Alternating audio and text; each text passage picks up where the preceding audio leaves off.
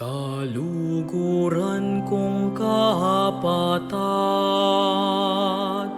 ing ligaya ning ginusin lagyake katamu. At kapilan man manatili na katamong pasalan, ang gakingaldo ning pamagbalik na. King pamagbayo at pamisalit daring panahon nampon aldo. Pagmasusyan taya, ing misteryo ning kaligtasan tamo. Pagmasusyan taya, ing triduo ning Paskwa ning Ginoo.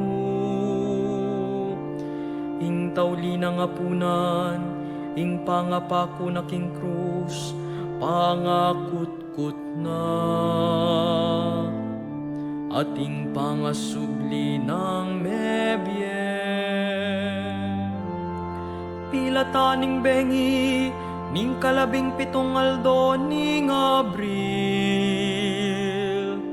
aldo ning Huwebes Santo. At ning bengi, ning kadwangpulo ning Abril, aldo ning pangasubling mebye. Balang Pasko ning pangasubling mebye, kalupa na ning balang Domingo. Ing banal a kapulungan, pagmasusyan ngemo nanong dapat, ning pamagligtas ning ginutamong Yesu Kristo. King pamagwagi na laban king kasalanan, ampon kamatayan. Manibat king aldo ning pangasubling mebye.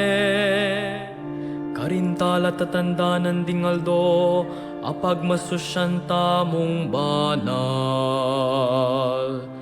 Ing Miyerkules de Ceniza,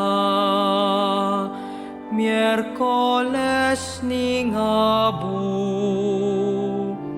ing umpisa ning Kwaresma, mi pagmasusyan ya. King kalimang aldo ning bulan ning Marso, ing pamaytas na banwa ning Ginoo. Maligaya tayang pagsayan, king mumunang aldo ning bulan ning Hunyo.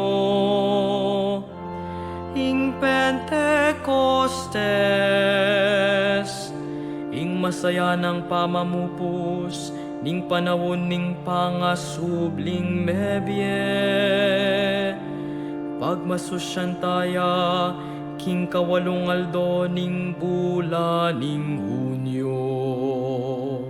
At ngening banwang iti, adwang libot adwang pulot lima,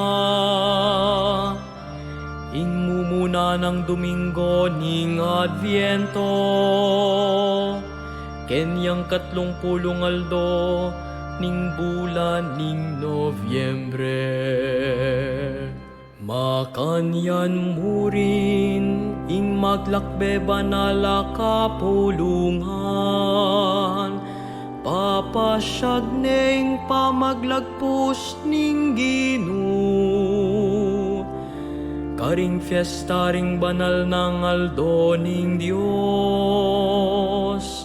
at makanyan mo rin, ing pamigaga nakakaring meang ubye. Kang Kristo ing milabas, ing kasalukuyan ampon ning daratang, ing ginuning sablang panahon ampon kasalesayan. Kaya ingalang kapupusan na kapurian, ampon ligaya, manggaman king